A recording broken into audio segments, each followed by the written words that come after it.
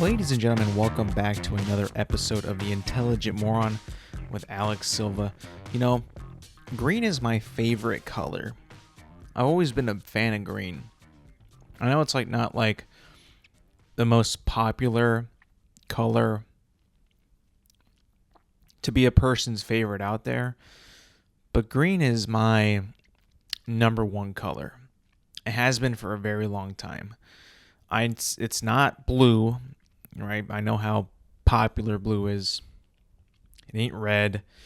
Red is also very popular. It ain't even something crazy, right? Like teal or tan or lavender. It's just simple, right? Green. Favorite color. Has been for a very long time. I love green. To me, it's very inviting, pleasant. Green means go, red means stop, right? It's inviting. Like you want to go when you see green. Green grass, right? When you were a kid back in the day, what'd you want to do? Run on the grass. It's inviting, right? You see a tree, like that's a beautiful tree with some, beautiful green leaves. It's like that is comforting, and also, like I said, inviting. Money is green. Dollar bills are green. Like those are like, ooh, I want more of that. Give me green. Give me some more of that green.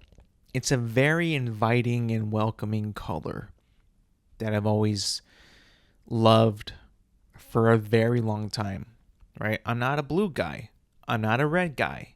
I'm not that basic when it comes to my favorite color. It being green is there's something about it that I love so much. Now, I don't really wear any green at all, to be fair. When it comes to dressing myself, I don't really go too crazy with the colors that I wear. I don't really go that far out. I usually stick with darker colors when dressing myself. I don't like to go too crazy with it just because I don't like to draw too much attention to myself in the ways that I dress. Just dark colors are fine with me. Occasionally, I'll brighten it up a little bit. Maybe I might wear some white, some of that, kind of be cool, like Vin Diesel from the Fast and the Furious movies, always wearing white t-shirts. That's always freaking cool. That guy has so much, aura in those movies. It's like, dang, I'm not going to shave my head, but I will wear a white t-shirt. Every once in a while it could be, you just feel kind of cool with that. It's like wearing a white t-shirt, and only a white t-shirt is like the ultimate cool guy move. Like, not like a bad cool guy, but a good cool guy. But it's a risk. It's a risk because, you got to go the entire day wearing white. One stain and the shirt is ruined. It's something that it's a risk that you have to be willing to take and be willing to go throughout the day with the risks of life and having your shirt get stained. It's something that, you could view it as like, you know what, I'm just going to go and I'm going to, just be very cautious, right? It kind of makes you, very careful of what you do, what you eat, what you are around, who you are around. How willing are you to do something when it might, cause your shirt to get dirty? It's very, you make the choices that you make during that day as you're wearing a white t-shirt matter twice as much, if not even more than that, because you don't want to get that thing dirty whatsoever. At least, if you care about the way you look. I'm not a type of person that's going to, if they're in public, I'm not going to eat like something that, it might cause the chances of me getting a stain on my shirt to increase tremendously. I'm not about to do that. I'm just not going to do it. Like if I'm wearing white, there's no way that I'm going to eat barbecue while I'm wearing white. That's just, I'm just begging at that point for an accident to happen and to get barbecue sauce on my shirt. Even with like any shirt that I'm wearing, light, dark, whatever it might be, I'm not going to take that chance. I just can't. I don't want to. There is a sense of like security and like I don't want to mess this up. So I'm just going to avoid that. I'm going to avoid that, mistake if it shall happen. I'm just going to avoid it. I don't like putting myself in harm's way. If that makes any sense. Or like I'm not necessarily going to get hurt in that situation, but like I don't want to put myself in a position where it'll ruin my day. Like if I know it's going to be really hot outside, like really, really hot, I won't go outside. I will make the choices and plan out my day accordingly to avoid being outside as much as I possibly can. If I can't, so be it. But if I can, I'm going to make the utmost effort on not putting myself in a position to be uncomfortable and to be hot. I'm just not going to do that. It's called being smart. It's called preparing. Some people call it preparing. Some people call it looking ahead. I call it just being ready. Just being smart, really. Being smart and ready to make, those choices.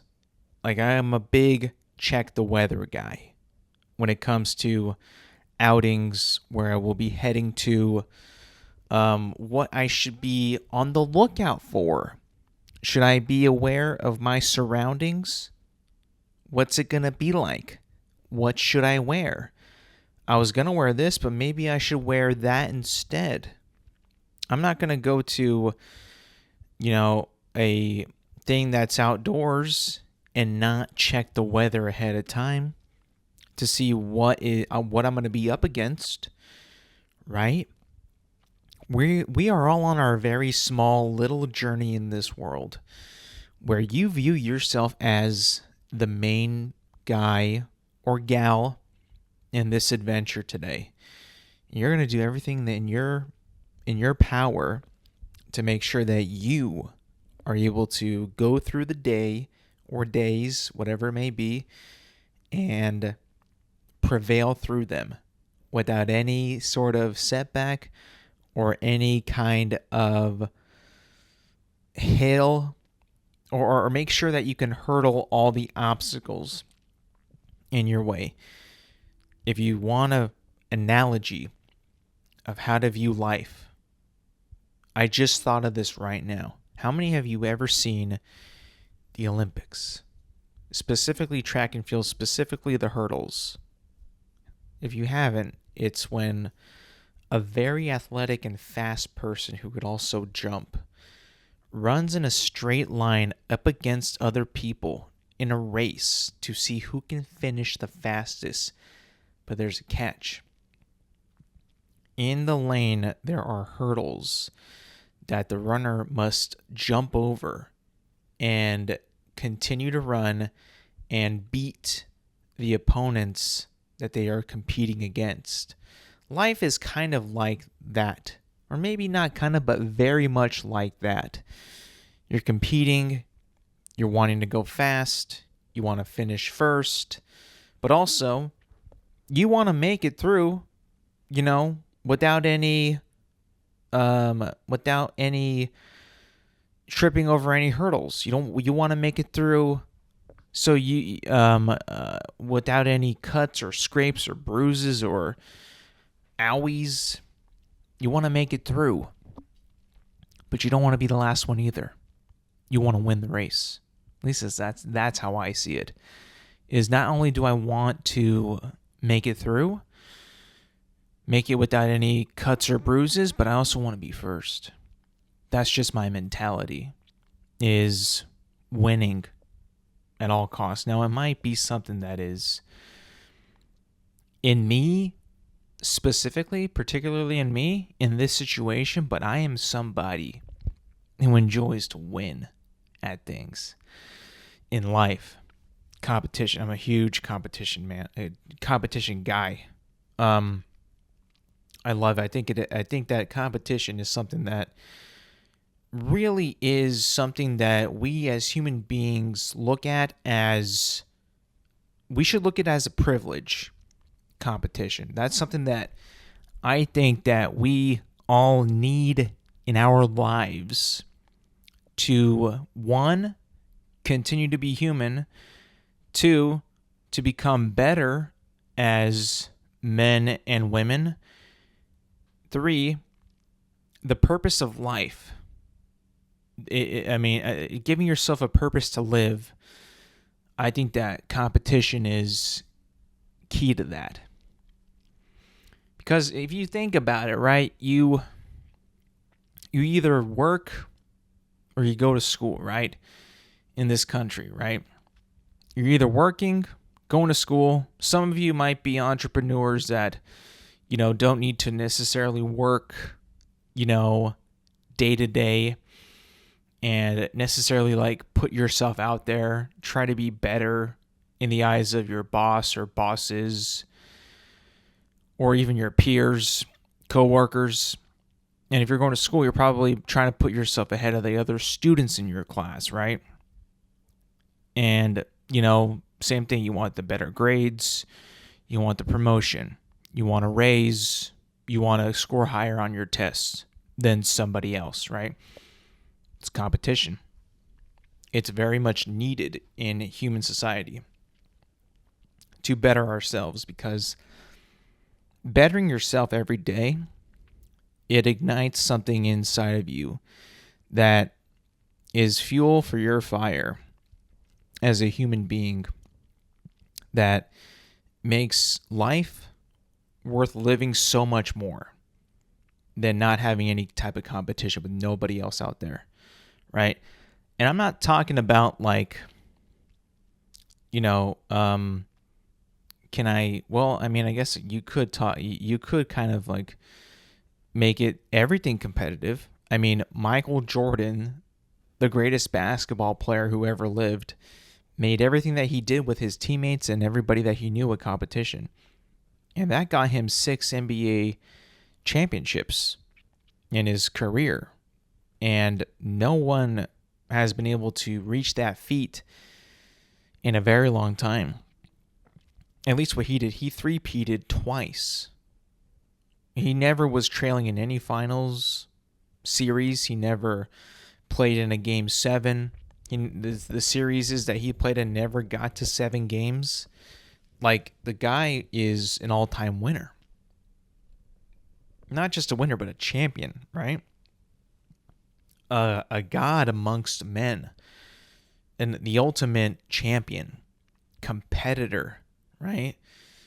It takes a special type of person to view life in a way where you seek win after win after win. You seek it, you expect it. When you don't get it, you feel bad. And you're hard on yourself. And I think that only fuels you as a person at one, what you do, school or work or more, but also in your own morale system. It strengthens you as a person, I think.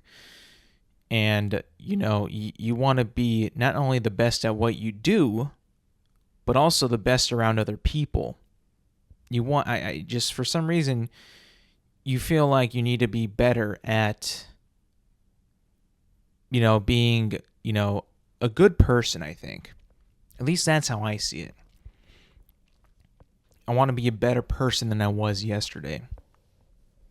People say, why? Well, why not? that gives me a challenge to be better for other people, to be somebody's bright, somebody's bright spot in maybe their not so bright day. You could do that. It's achievable if you try. That's another thing, is like people don't like to try things. They just want things to happen. It's like you can't just make things happen without trying. But, I'm not the biggest guy who says, who likes like the excuse of like, I tried. Well, I tried. It's like, I'm sorry, but that isn't good enough. No, we're not triers, we're doers. The world wasn't built on triers. The world was built on doers who did. That's how I see it. I don't see it as, I tried. Like, it's just not good enough for me. But then that also kind of boils down to you as a person. Like, do you just want to be a trier your whole life? Do you want to just try and not complete anything or not accomplish anything? It's like, no.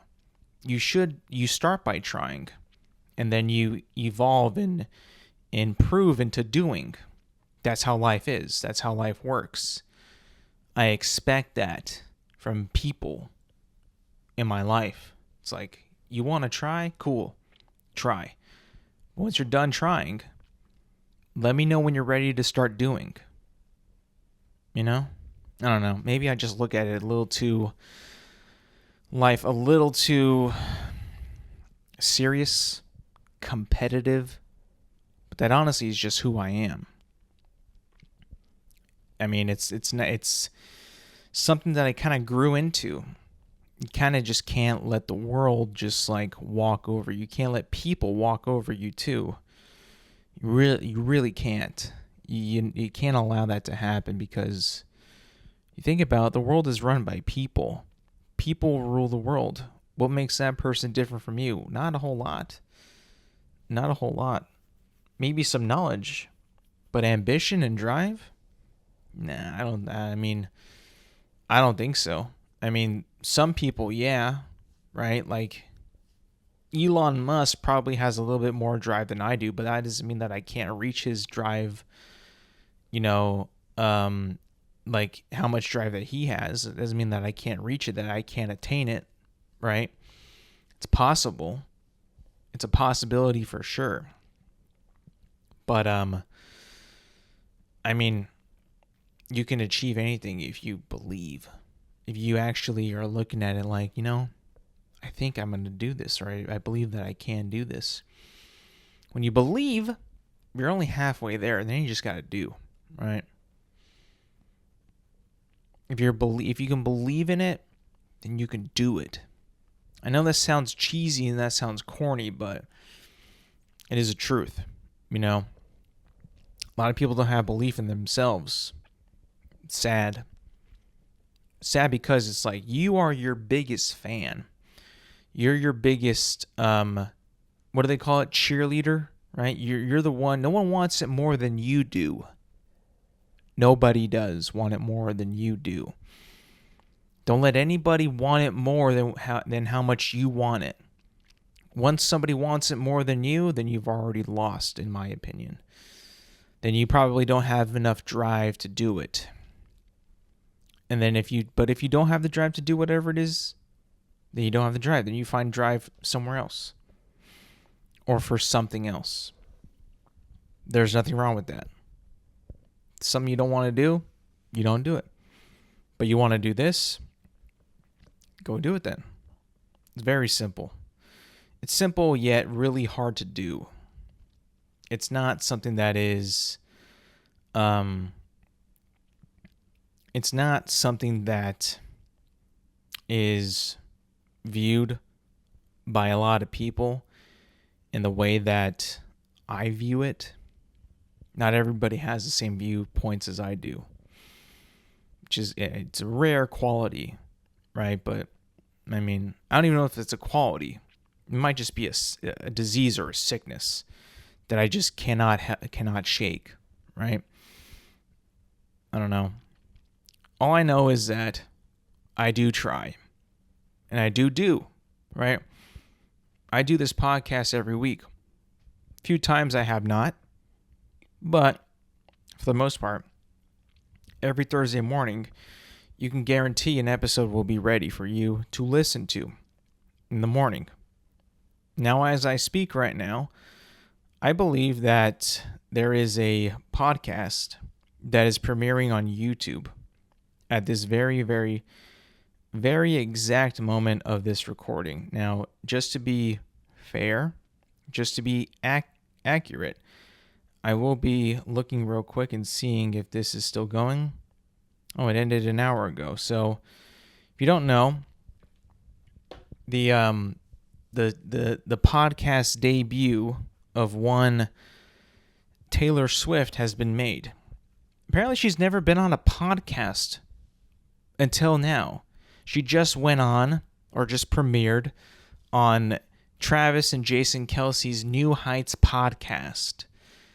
And the reason I knew this is because, well, I follow the NFL on social media because I'm a football fan, first and foremost. I enjoy football. I love watching football. Football is my favorite thing to do, my favorite thing to watch. My favorite day for a good amount of time of the year are football Sundays, where I get to sit on my couch with two TVs in front of my face, one watching the main game, whichever one I choose, on television, and right next to it is another TV with NFL Red Zone, where I can literally watch every single game on Sunday. It is euphoric. It is beautiful. It is what I love. Now, of course, I would like to have more TVs, but at that point, that is going to actually cost more money, and I will need a bigger setup. Now, in the future, I would love to do this. Right now, I cannot do that, but I don't think I will be able to. And that'll make my football watching experience the apex of how to watch football on Football Sunday. But I follow the NFL because I love football. I love it so much. I watch it every Sunday during football season. And it's, you cannot get a more happier me than on Football Sunday. You will probably never see a happier version of myself than on Football Sunday. I can probably guarantee you that you never will ever see a happier version of me than on a Football Sunday in front of my TVs. You probably won't ever see that ever, right? So I'm scrolling and I'm looking and I'm like, where's my NFL? What's going on? What's going on in the league? I know we're getting close, right, to the NFL kickoff. It's approaching quickly. We're in the middle of August. Preseason is underway. It's getting here faster than you thought. It's beautiful. I love it, right? It's my favorite time of year. And what do I see on my timeline, on my Instagram feed from the NFL? A post of Taylor Swift on the New Heights podcast talking about cover 2s and 4s and cover 0s and her figuring out what a first down was or what a tight end was. And I'm just like, and it wasn't from it wasn't like a quoted post, like maybe New Heights had posted it and they in a way tagged themselves in it, or in a way like they were tagged by somebody. And now, that's why I'm seeing it. No, it's straight up the NFL account posted a clip from the New Heights podcast about Taylor Swift knowing ball, or air quotes, knowing ball. She watches film, LOL, football era, whatever. And I'm like looking at it and I'm thinking to myself, like, what the hell is going on here? We got so much of this in the debut season of Taylor Swift and Jason Kelce's relationship, right, about 2 or 3 years ago, when they wouldn't stop posting about their relationship and them, being a couple in the NFL. And now I'm just getting the NFL posting like, she knows ball or she knows film. It's like, bro, like, I get it. The NFL knows exactly what they're doing with this, right? They're posting this so they can get Swifties and other Taylor Swift fans and non-football fans to come to the NFL to see what they got or what it is, right? I get it. I understand. And when you put out a post, right, with Taylor Swift in it, you're like going to click and see, what's this all about? Who posted this? I love Taylor Swift. Oh, what's the NFL? Oh, I should look at, this is football. Oh, I might watch some if she's, like, I get it. It's a great business move. I understand. And the NFL should really be, I understand that, Travis Kelce gets a contract and a paycheck and a salary from the Chiefs, but like, honestly, I mean, Travis should be getting money from the NFL as well, if he isn't already, because of how much that he and his girlfriend, Taylor Swift, right, Miss Swift, are generating, right, viewership and eyes and clicks and likes and reposts that the NFL is getting in this surge of NFL from Miss Swift also being at these games and being a part of like the NFL zeitgeist. Like, he should be getting paid a lot of money. Travis Kelce is probably going to be like the richest dude of all time just because of his endorsements and who he is in a relationship with. Like, it's actually crazy to think about that, and like, they should be paying, Miss Swift as well. Like, I mean, like, she alone brings a lot of revenue to the NFL as a brand, as a product, as a form of entertainment, as a sports league in general, that it's like almost like, my God, like, it's just like, they have to always post something about Travis and Taylor Swift all the time. And you're just like, another one? Another one? Really, again? Not again. Why again? Like, you're just like, there's just so much that you don't know what to do at this point. I get it, I've had football, in months, like real NFL season competitive football in a long time. I understand that. But the earliest bit that they can get with Miss Swift and put it on their main account, it's like, yeah, let's get it going. Let's get the likes. Let's get the clicks. Let's get the engagement. It's like, Jesus, you guys didn't wait very long at all. And to top it off, you don't just get Miss Swift on a podcast, right, without her not making some kind of announcement. She's like the biggest like entertainment star in the United States, probably even the world, right?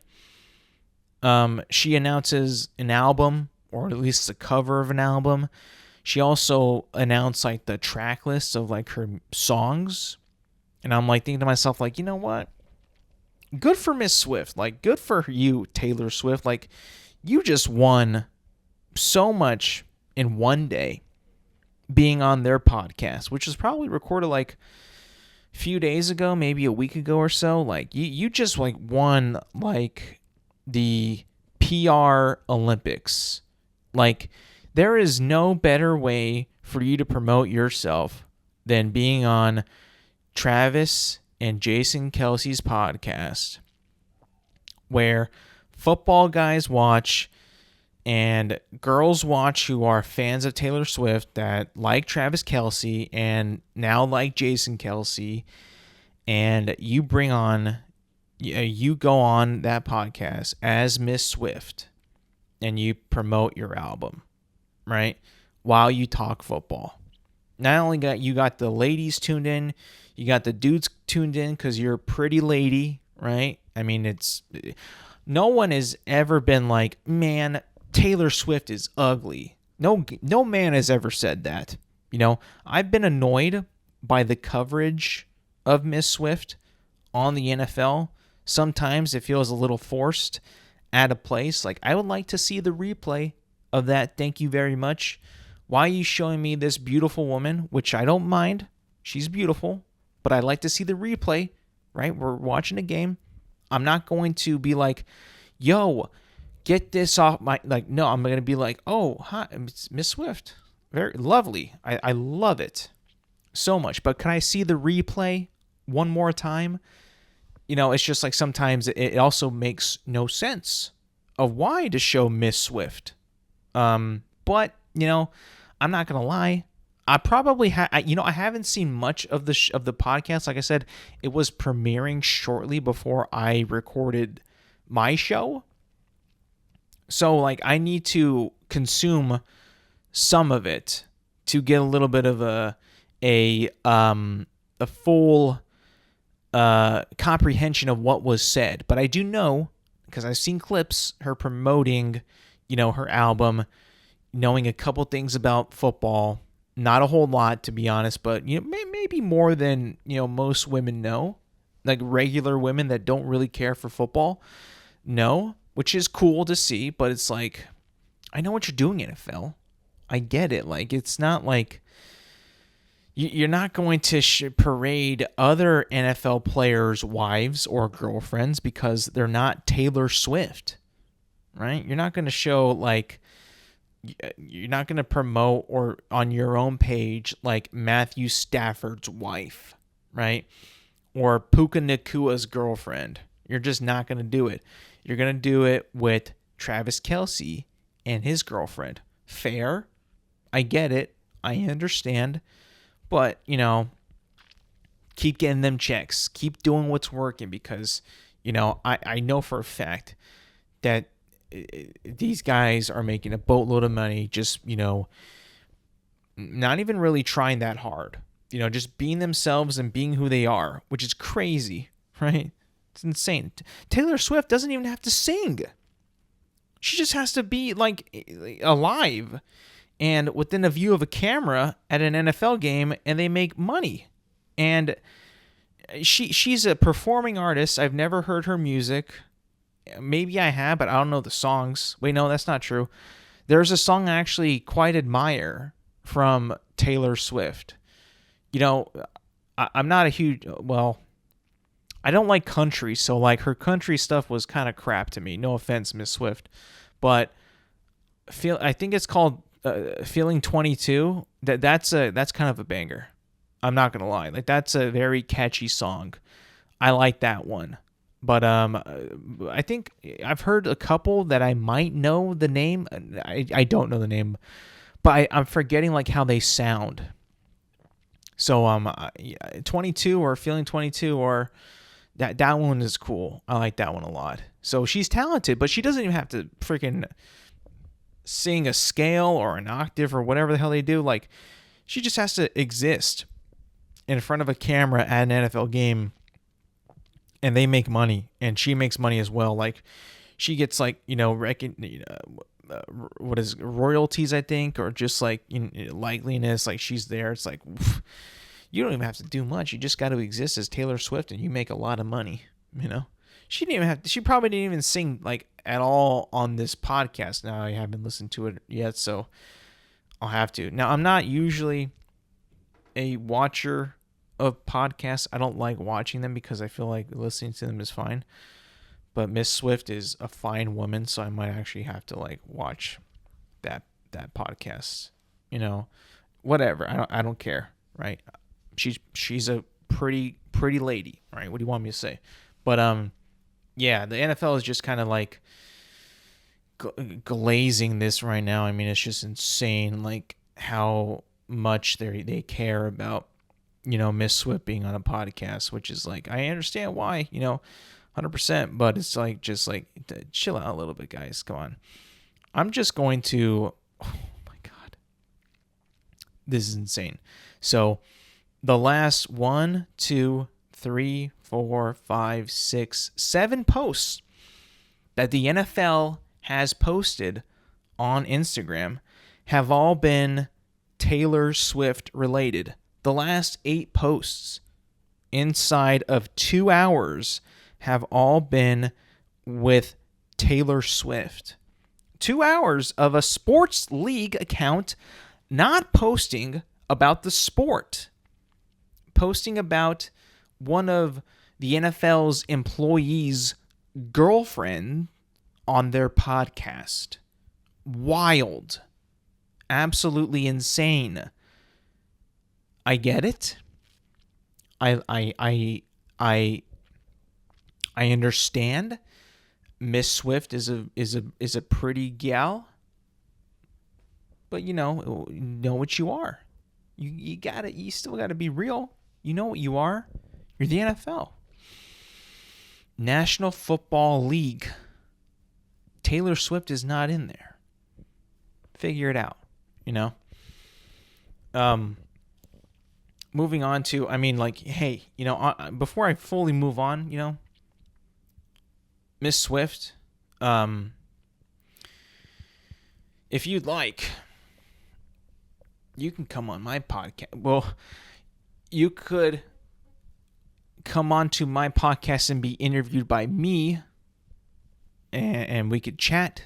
Maybe you can introduce me to some of your music. Maybe we could, I don't know, order some pizza. Maybe get a coffee. Maybe, go bowling. I don't know. I'm just saying, that'd be kind of cool. Maybe do the podcast and then we can chill out after that. I'm pretty sure, Domino's makes a pretty good pizza. I've had it a few times. I think that you'd like it. It's hard to not like it. Pizza, me, you, maybe a coffee after. Be pretty sick. I'm joking around though. Obviously, like this is, I just get a little, TO'd when my NFL is not my NFL. My favorite thing in the world is not doing and posting about football. So I don't know. I get a little angry about that, but I'll move on. It's nothing personal. I understand. Hey, I get it. This is how you make the money. This is how you pay the bills. I understand. Now to actually some football stuff. I haven't really talked about like how I've been feeling about Hard Knocks lately. It's been out for 2 weeks, and I'll tell you the truth. The reason why is I haven't watched it yet. I have not seen Hard Knocks until today. Finally watched it. I'm caught up. 2 episodes in. If you don't know, this is covering this year's preseason team that they're covering is the Buffalo Bills. They were on the cusp last year of going to the Super Bowl. Obviously, that didn't happen, and they did not go. They were a team that probably wasn't really looked at to be the team to go at the beginning of the year, but they were close. Obviously, the Chiefs won that game and then ended up losing to the Eagles in the Super Bowl, but it is what it is, right? So I have some thoughts about this season's Hard Knocks. 2 episodes in. This is a very boring season so far. I'll be honest. This is a very, very, very boring season of Hard Knocks, and I'll tell you why. Hard Knocks is football based, right? It's a football docuseries documenting, the life and the trial by fire, as you could say, for NFL players, current and new, making the 53-man roster for the team that they play for. The past 3 or 4 Hard Knocks, always had this like start off pretty well, start off hot, get pretty good, and then kind of teeter off after. Like they just kind of fade away. They're not as intriguing as they were in the beginning. And with the fact that they don't really go into depth anymore, showing like how players get cut and their reactions and how it affects them, how they kind of like, gone away from that essentially. sucks. You don't really see like the nitty gritty, the realness of it as much as you used to in the previous seasons, like 10 years ago. So ultimately, Hard Knocks, in my opinion, has just kind of lost a little bit of its quality and is not as real as it used to be. However, like each year that they have a Hard Knocks, the past like 3 or 4 years, maybe even more than that, they've had like an initial pull to watch the series because they've always picked the interesting teams, or the teams that they think are the most interesting to cover prior to the NFL season starting. Last year they did the who did they do last year? They did the Chicago Bears last year. The year before that was the New York Jets. The year before that was the Detroit Lions. I want to say maybe 2 years prior to that was the then Oakland Raiders, when they got John Gruden as their head coach. And then the pull for the Jets was getting Aaron Rodgers. And the pull for the Lions was just their crazy coach, Dan Campbell. And the pull for the I think the year between them was the COVID year, and that was a joint one with the Chargers and the Rams. It was like Hard Knocks Los Angeles, but they all had a pull, right? I mean, yeah, I was dying to see the Lions one. I was dying to see the New York Jets one. I was dying to see the Chicago Bears one. They had the initial pull. The Bears last year with the number 1 rookie quarterback drafted, Caleb Williams, like that was a pull. I look at this season's of Hard Knocks, Buffalo Bills, and I'm like, I'm yawning. There is like no pull. It's boring. I mean, let me be honest with you. Like the Buffalo Bills are a very good team. They're an awesome team. They're a team that is good. They're fun to watch football.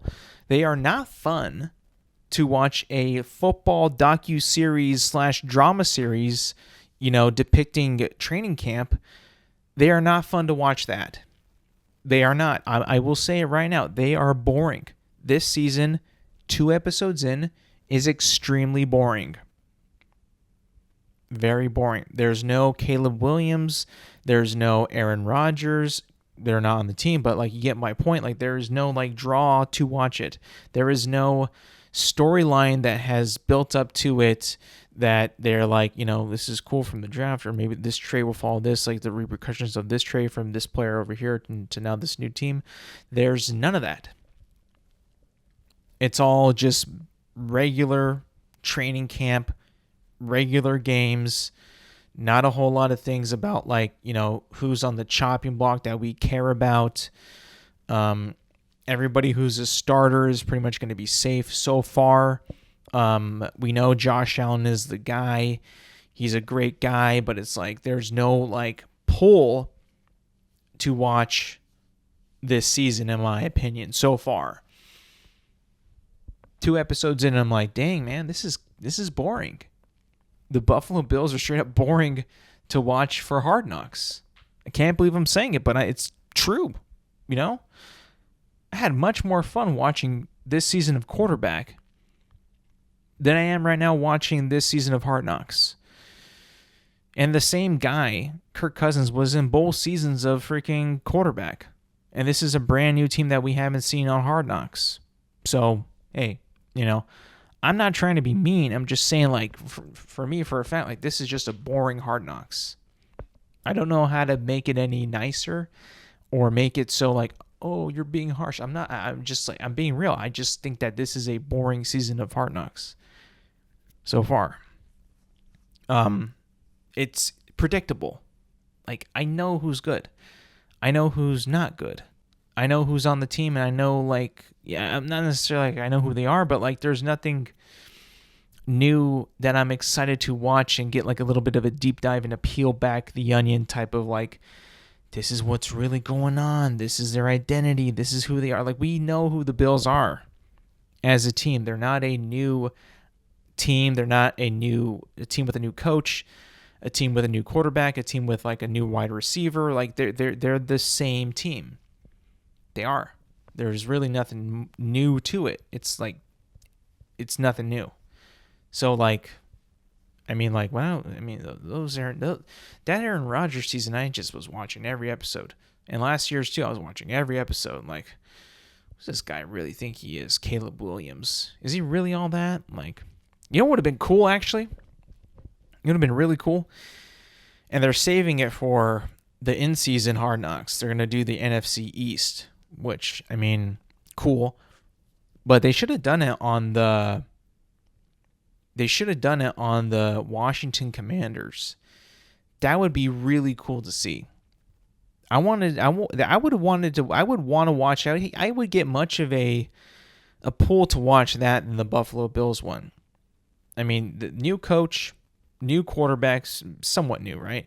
Sophomore season of the quarterback, but like it's just like I want to know more about that team, like the insides of how this guy operates. Jaden Daniels, like, we already know Josh Allen. We know how great he is.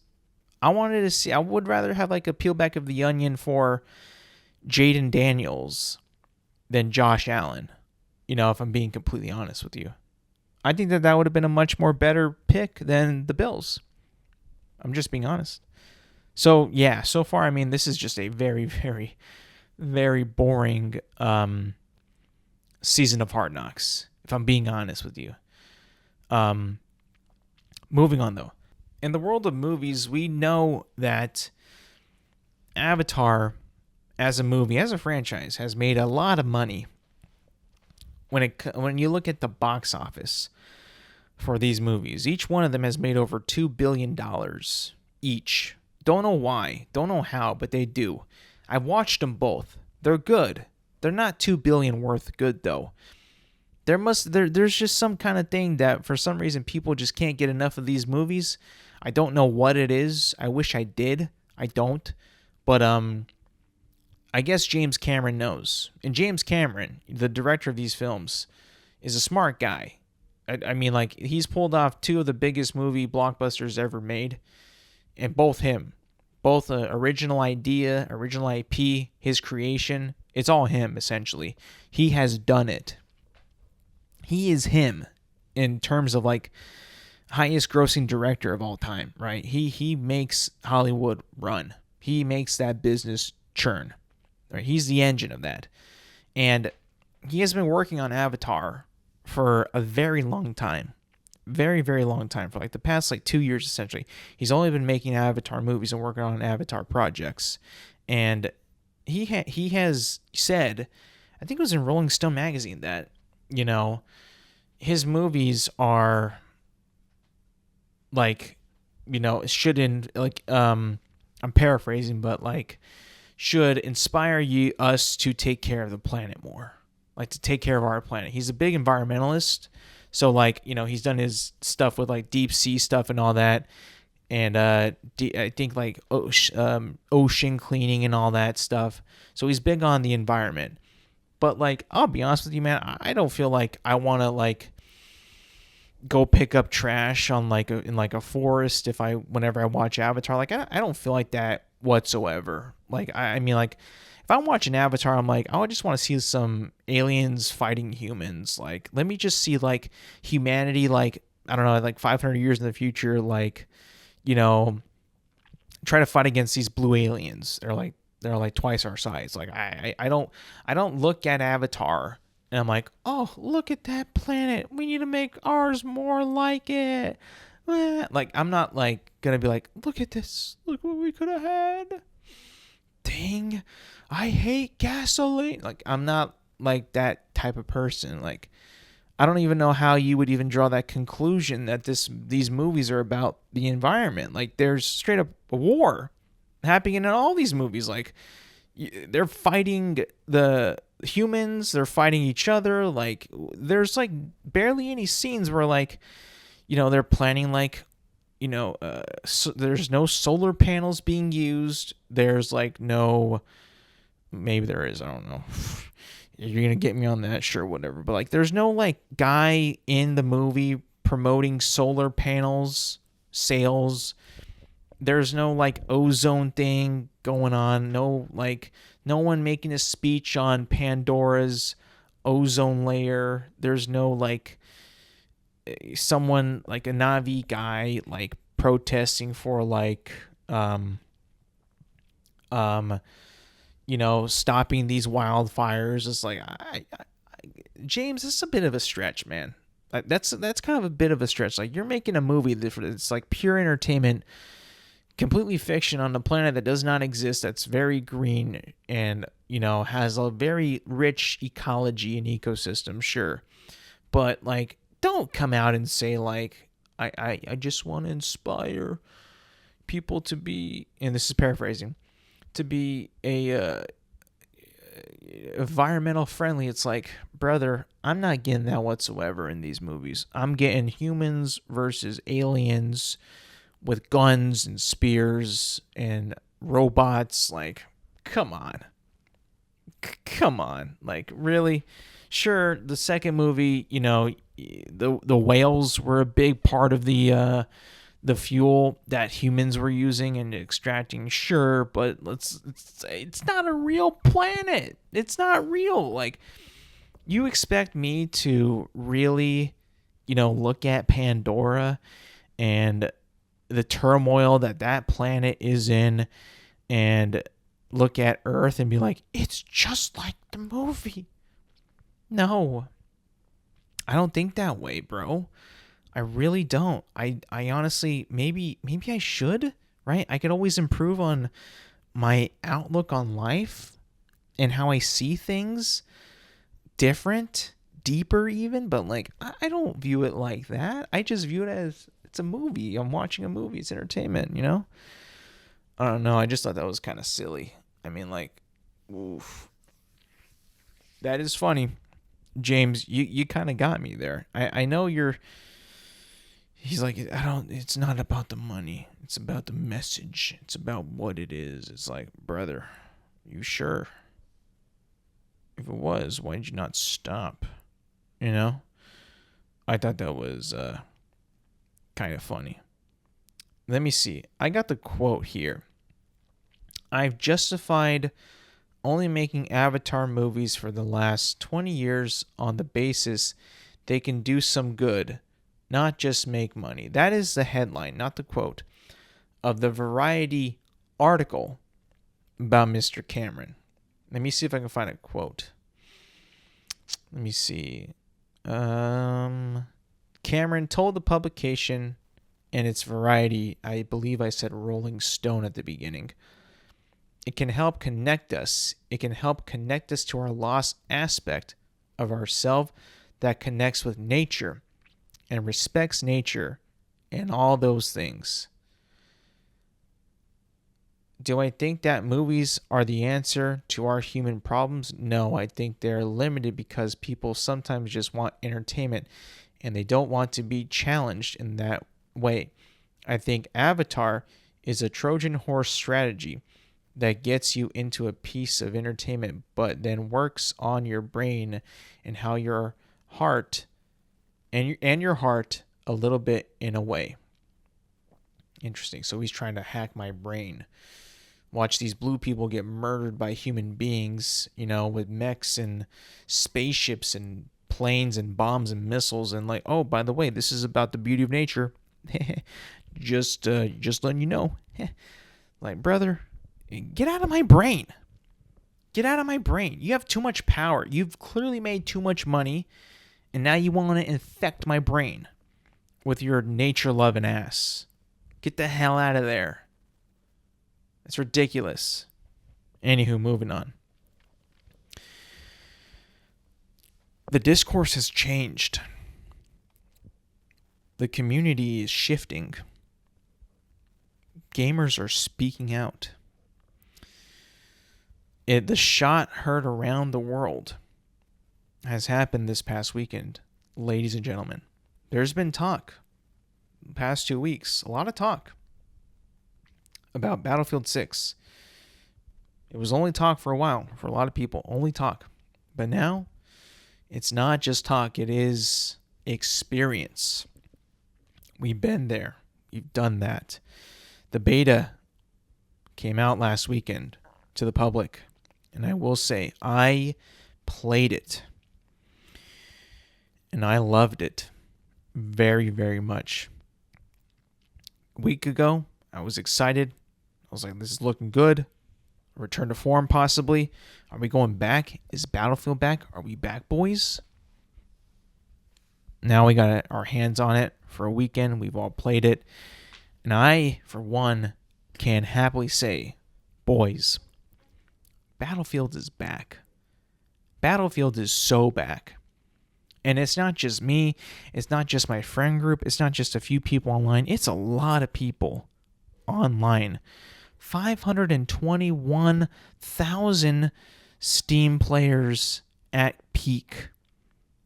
At peak time, right? That's more than Call of Duty has ever had for a beta on Steam. Let me just put it to you this way. We have been in the world of first-person shooters, AAA, big budget, number one first-person shooter games, right?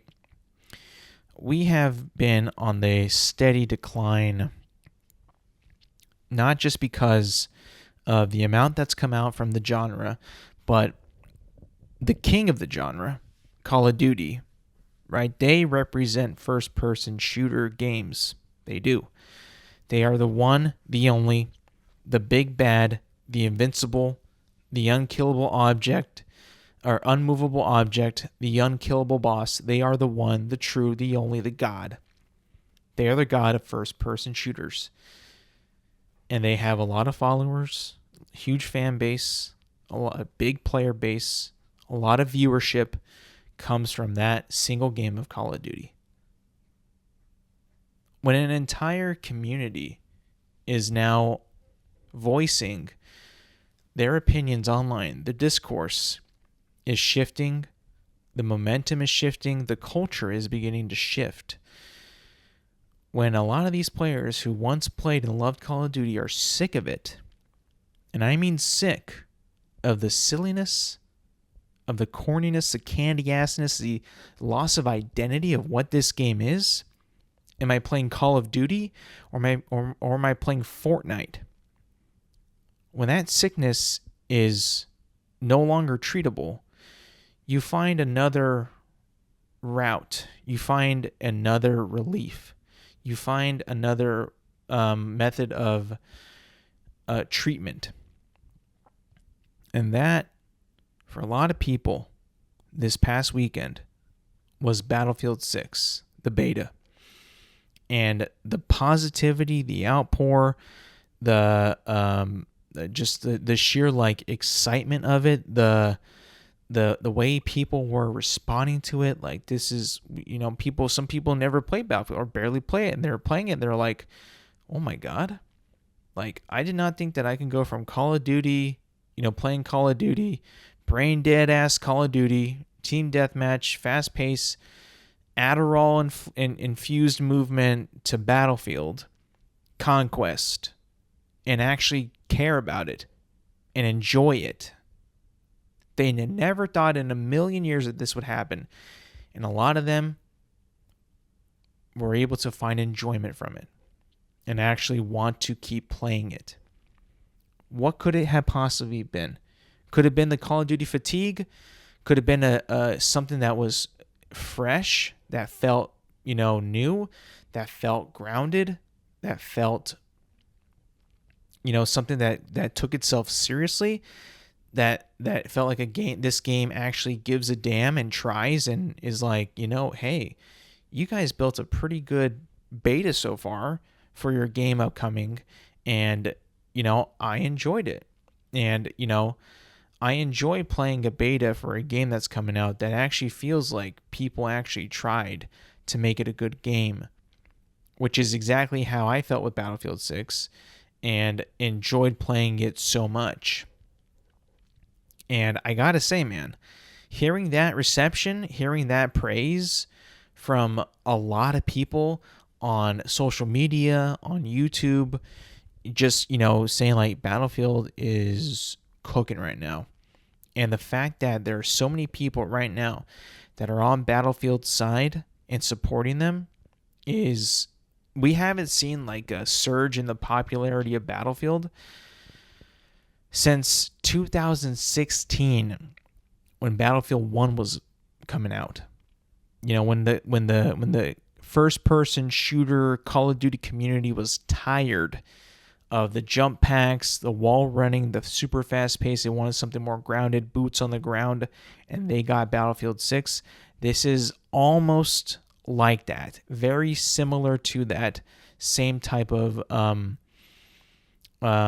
culture shift, like a gaming shift. Like, we're tired of this.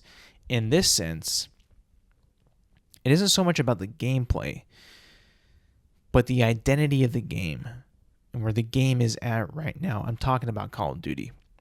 And I've said this before and I'll say it again. When you put Beavis and Butthead in your game, when you put Seth Rogen in your game, when you put the Ninja Turtles in your game, you're losing your identity of what you are. And like, your players are looking at themselves, looking at the store, looking at the shop, looking at the cosmetics, look at how the game is running, look at how it's like so very fast paced, get you in a game, get you out of a game. What are we doing? We're living in the short form content, brain dead community of TikTok and addicted kids that are looking for a quick fix of entertainment. Get them in, get them out, get them to buy something with their mom's credit card, cash in. And now we got a game that's most popular game mode, Conquest, takes about 20 minutes. And not just about, you're not playing team deathmatch where you just got to worry about getting kills, getting score streaks, right? Getting kill streaks, getting a tactical nuke. No, you actually got to try and win the game for your team. You got to get all the points and conquer the enemy. That's what it is. It's not just getting kills. Yes, that's an option in Battlefield 6, but that's not the game mode that people are playing. If you look at the stats of what people are playing and which playlists are performing the best, it's the big boys. It's Conquest, it's Breakthrough. Those are the ones that they're playing. Yes, Battlefield offers the option for small game modes, yes. But I have looked through it. I've combed through the videos, and I've seen people who you would think would want to play those are not playing that. They're playing the big boy maps. They're becoming men. They're like, you know what? That TDM shit, that shit whack. That's cool and all, but like, real men play Conquest. Real men play Breakthrough. Like, play the goddamn objective. Play the goddamn objective. That's what men do. And I love it. I love seeing that. It makes me so happy that this is happening again. The Great Reset this is what we need right here. And we need to actually live in this moment and remember it, because this might not happen for a very long time. It happened in 2016 with Battlefield 1, sort of happened again in 2019 with Call of Duty Modern Warfare 2019, and it's happening again right now with Battlefield 6. We need to look at this, appreciate it, enjoy it, live it, have fun. Because this might be Battlefield's most top-selling game ever, possibly. I don't know if it's going to beat Battlefield 1, I'll be honest. That performed so well and was just like a, lightning in a bottle. But this one has a shot to really perform excellent in this day and age of gaming, where we are lost in the darkness. Like there's just a black cloud covering gaming. It's just Call of Duty's cringe and candy assness and the pussification of the pussification of a military shooter absolutely neutered, just pussified. And now we got a game on the horizon that is a military shooter that has tanks, aircraft, infantry. I mean, great audio design, great gameplay, great movement, gunplay.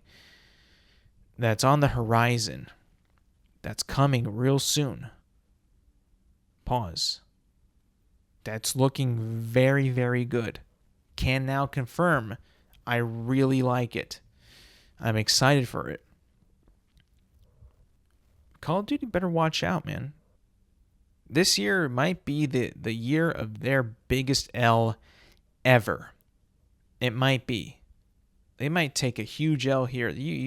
They might not even want to release the game. I'll be honest with you. This probably game doesn't really have much of a shot to compete against Battlefield 6. The way the culture has shifted, the way people are opening up their minds and realizing what the hell is Call of Duty doing.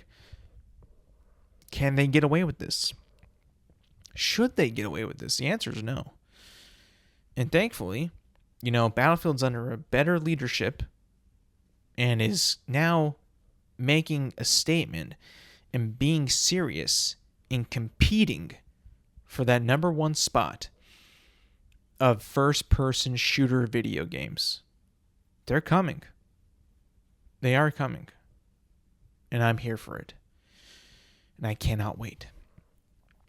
All right, that's going to be it for me today, people. Thank you for listening. Thank you for watching. Remember, you can find this podcast on Apple Podcasts, Spotify, and YouTube at Intelligent Moron with Alex Silva. New episodes drop every Thursday morning. Make sure to like, subscribe, rate, review, and do all the good stuff. And yes, thank you for listening. Thank you for watching.